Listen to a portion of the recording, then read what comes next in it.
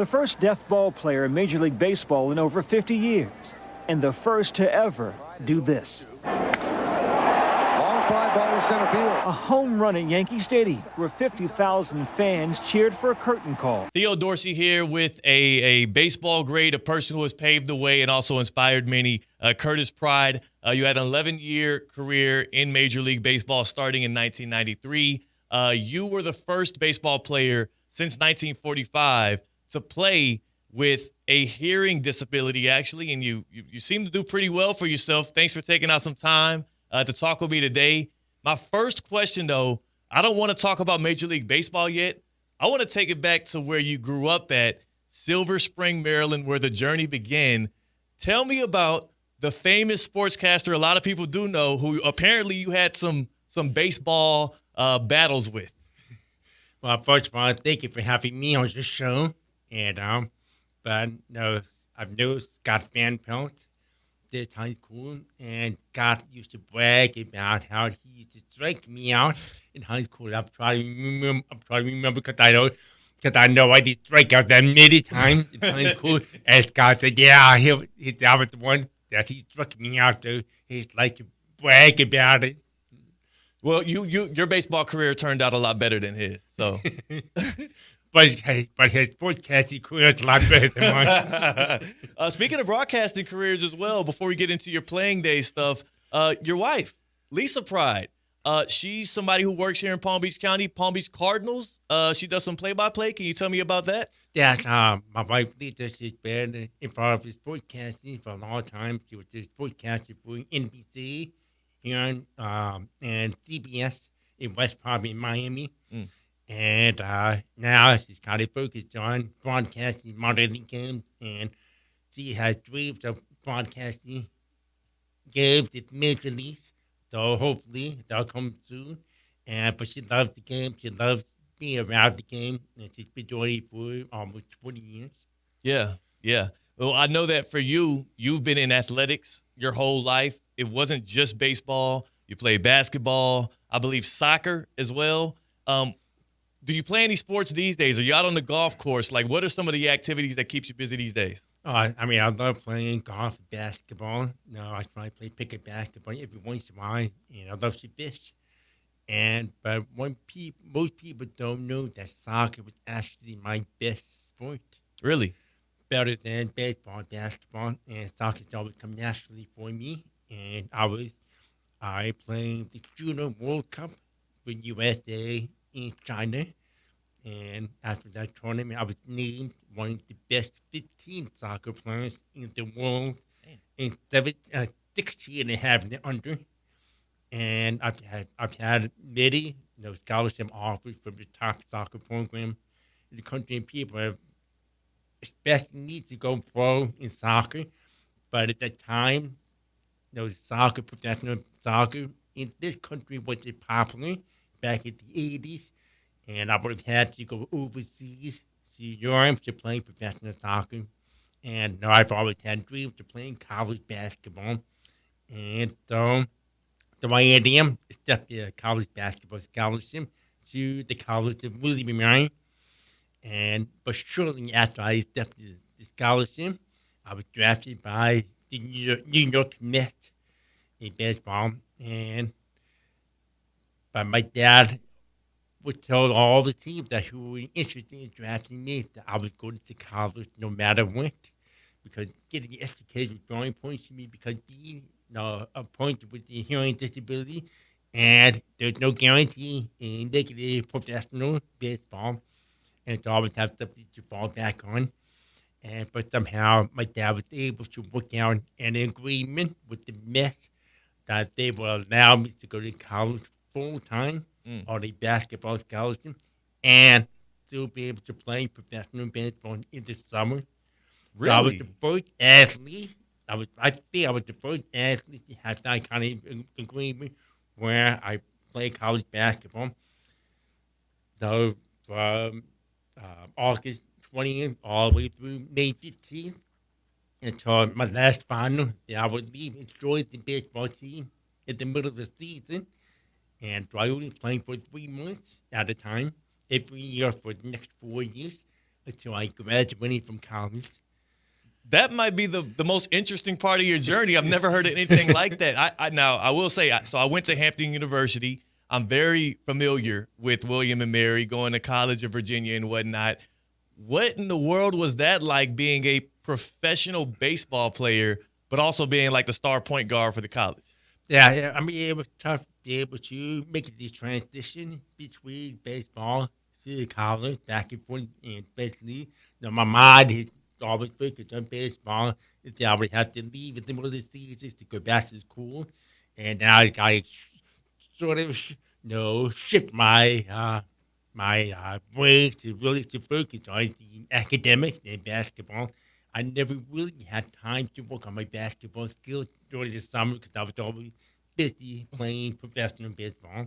And that's probably why I did not score many points in college. I've always been primarily a defensive specialist and Really?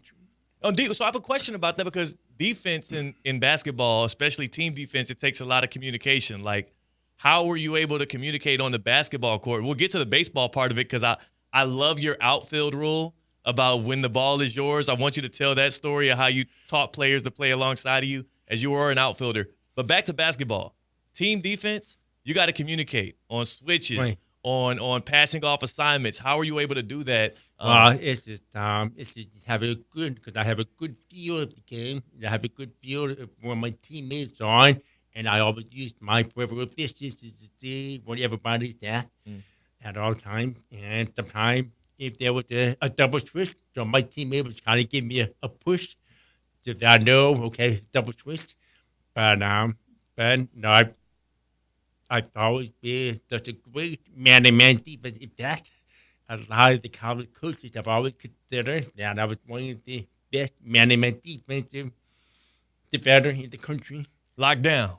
And I was surprised, but no, I was after going the other team. No best player, no matter the size. If they're 6'8", 6'9", I would just have to go in them. I'm 6 feet, but because I'm just a physical player, defender, and so it's just really.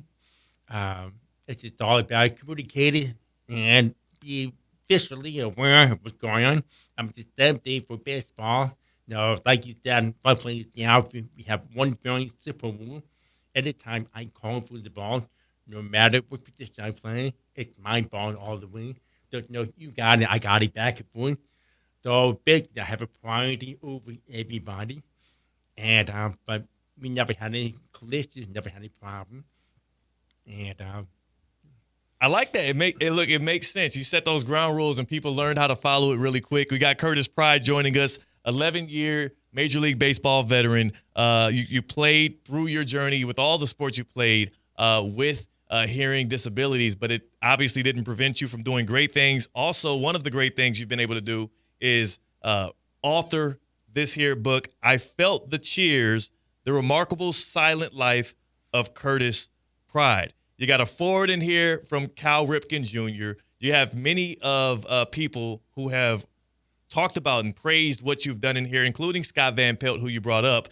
What is it that people get when they read this book that you put out there? Because obviously you had a reason why you wanted to put pen to paper. well, no, if I was playing professional baseball, a lot of people were always asking me, the fans, my teammates, coaches were always asking me, do I have a book? I said, for what? Why would I write a book? And then I keep constantly get that question all the time, and I'm thinking, but basically they want to know more about my life, what I went through, and how I was able to overcome my hearing disability, and to get to achieve my dream of playing at the major leagues. And so I thought I talked to my agent. And we thought, why not write a book? Just be able to share my life story with everybody and hopefully inspire them that no matter what kind of disability you have, you're able to achieve your dream as long as you stay focused, work hard, what your limitations are, and not allow other people to tell you what you can do or cannot do. And only the person himself or herself know what they're capable of accomplishing. And so I thought, why not So, and after we wrote this book, it's got a great review. People love it. It was very inspirational. I will say you talked about what people said you can and cannot do. When Brian told me I would be interviewing somebody who had a hearing disability, I said how? How in the world? And anybody that's watching this right now and listening to this, they're like, well, I thought you said he had a hearing disability. How are y'all having a conversation? So that's my question to you next. How? What are we doing here? Well, I mean, it's basically I can see your mouth as long as I can read your lips this time. And no, I've done many radio interviews, even through Google Meet. The people always question they're afraid, a little bit hesitant. How can we do? I've never done this before. I told relax. It's just nothing. It's just Google Meet, Zoom. It's just the same as like face to face. As long as I can see your mouth, the face, I'll be able to carry on the conversation. So it was easy for us to do an interview. I'm quite impressed, and it makes me think. It makes sense. While you were so good at baseball, you have to have a good eye to be good in the box. I look at let me read off your Major League Baseball stats here. Through your 11 seasons, you batted .250. You had 20 home runs, 82 RBI in 421 Major League games. Your best year, I believe, came with the Detroit Tigers. But was it the eyes? Like, what was it that made you such a good baseball player? Because clearly your eyes are a strength. Well, but because of my hearing disability, my other senses have increased, and I was able to focus better, and now worry about not hearing the distraction, like the buoy, the fans or whatever, and so it allows me to focus 100% on the field, and I've always been very motivated, because I've had a lot to prove to other people, that especially. No, with my hearing disability, I don't want people to view me, he's deaf. I don't know if he can play. I don't know if he can hear. I don't know if he can communicate with teammates or coaches. I've had to show the people what I can do, what I cannot do. Not what I cannot do. And so it was up to me to make them feel at ease with me. Hey, I'm just like one of the guys, and I can play. Baseball just as good as you, or even better. And so I was very fortunate to have such a great season in Detroit. Get the opportunity to play every day, and I was able to put up the numbers that I felt I was capable of putting up. What was your biggest hurdle that you faced? Maybe not even just with your hearing disability, but just in playing in Major League Baseball in general. Like, what was the toughest thing you had to get over? I would say issue. That's a good question. Issue gave the GM, some of the coaches, to really believe in me more, that I'm capable of playing at the highest level. And I still get, even with some teams, I still get the feeling that they're not really high on me enough to give me more opportunities. And but unfortunately, it is what it is. So whatever opportunity I got, I try to make the best of my situation. Well, it's easier to say it is what it is now. How frustrating was it for you in the moment? Because like you said, when you were playing soccer, you were one of the 15th best in the nation or in the world as a youth player. You said that was your best sport. You were a point guard. You were a starting point guard in college for basketball, and you were able to make it to Major League Baseball. So obviously you are gifted as an athlete. So how frustrated were you when you witnessed these people that you're like, I'm better than that guy. I'm better than him. I'm better than him. Obviously you're humble about it, but was it frustrating to have to wait on other people to give you the stamp of approval? Yeah, it was frustrating at times. So I mean, if I played with Montreal and Expos, and I was given the opportunity to play every day with Felipe Lou, and I was batted over 350, and so Felipe got fired from his job with Montreal, and they hired a new manager, and after the new manager came on board, and then stopped playing me. Wow. No I- reason given, or I couldn't figure out why, and so, um, but like I said, it is what it is. So it's tough. So I just have to. So I just have to keep, work your hard, stay positive. That's the day. Stay positive, and just work my butt out every day and keep proving myself constantly every day that I belong immediately. And that's one thing I'm so proud of myself is that I never gave up because I always did. when? When did that happen? I was playing in Double A, in minor leagues, when I was with the Mets, and it was the worst season I've ever went through. And I had progressed nicely. That I was on my way up to the major leagues, having such a good 5, 6 years. And so I got to Double A, and I started out well. And then all of a sudden, everything went downhill for me. No, I started to struggle a little bit. Now, my girlfriend broke up with me. My first girlfriend broke up with me. And I got my teammates making fun of me in the locker room. So everything just kind of crashed.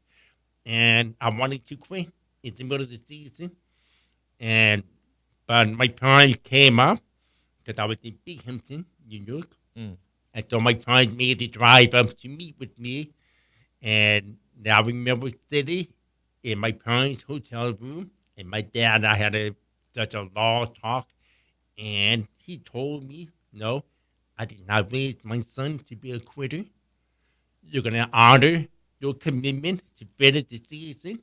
And then after the season, you can make a decision whether you want to continue your baseball career or pursue something with my finance degree. And so of course, my dad was a smart man, and so I honored my commitment, finished out the season, even though I did not play as much as I would have liked. But we won the championship, so it made it a little bit fun. But after the season, now it was the attorney point of my career because I was working as the instructional assistant at my high school, my old high school, like a teacher's aide Yeah. in the special education program. So I worked with a lot of the kids that have various disabilities, whether it be mental retardation or blind or ADHD, various disabilities. But none of them knew that I played professional baseball until the teacher that I worked with brought it up one day in the class and told them, and all of that they were surprised. Like, wait, how can you play professional baseball? You're deaf. So of course I had to explain that, well, I know I have a disability, but that just stopped me from pursuing my dream of playing at the major leagues, trying to make it to the major leagues. I said, man. And so basically I said, I know you all have disabilities, but you can be whatever you want to be, whoever you want to be, as long as you work hard, believe in yourself, and not allow other people to tell you what you can or cannot do. And so after that day, I went home. Now I'm looking back, Dad, I better practice what I preach because I'm telling these kids that, hey, don't give up your dream. Pursue it. And I'm looking at myself, what kind of example would I be setting for these kids if I quit? So I decided to give baseball another opportunity, another chance. And so I ended up signing with Montreal and Expos as a free agent during that offseason. And the following year, I started in Double A. I was back in Double A, and I had probably my best minor league season ever. And I got promoted from Double A to Triple A, and the Triple A to the big leagues, all in one season. Man, And that was 93. 93. And for you, that seems like you were playing with more people on your shoulders than before. Before, you were more so playing for yourself to fulfill your own dreams. Right. How much of the rest of your career, because again, we're talking with Curtis Pride, you had an 11-year Major League Baseball career that started in 93 after you almost quit and after that moment with the kids you were teaching. So 2 things I pulled from that. Number one, we might not be sitting here talking today if you weren't teaching. I don't know who gave you that job, but they probably helped your career. Right. Number 2, Who do you feel like you played that 11-year career for in the majors? Well, uh, I was actually playing not only for myself, but also for the disability community because I use that basically as a platform to show the world that, hey, no matter what kind of disability you have, you're able to achieve your goals and dreams if you just work hard and believe yourself. Always believe that anything is possible. And that has been my motto, growing up, anything is possible. And so I sort of embrace the role of being a role model for a lot of people. And so that's why I came up with this book. The hope is to inspire them to follow their dream. He's an author, a former Major League Baseball player. He's defined by so many things. One of them is being having a hearing disability, 95% of your hearing, right, since birth. And again, more than that, he is Curtis Pride. He's an inspiration to so many. How can people get your book, I Felt the Cheers, The Remarkable Silent Life of Curtis Pride? How can they get their hands on this? Well, they could get this book through Amazon or Barnes & Noble. That I'm having a book signing on June 14th in Wellington at Barnes & Noble. Saturday. Yes. Okay. On June 14th. Yep. In Barnes & Noble in Wellington from 2 p.m. to 5 p.m. Okay. And they can purchase the book at Barnes & Noble. Make sure y'all get the book. I was blessed enough to be able to have a conversation with you, so I appreciate your time. And again, Curtis Pride. Again, the book title, I Felt the Cheers, The Remarkable Silent Life of Curtis Pride. Thanks for your time. Thank you for having me.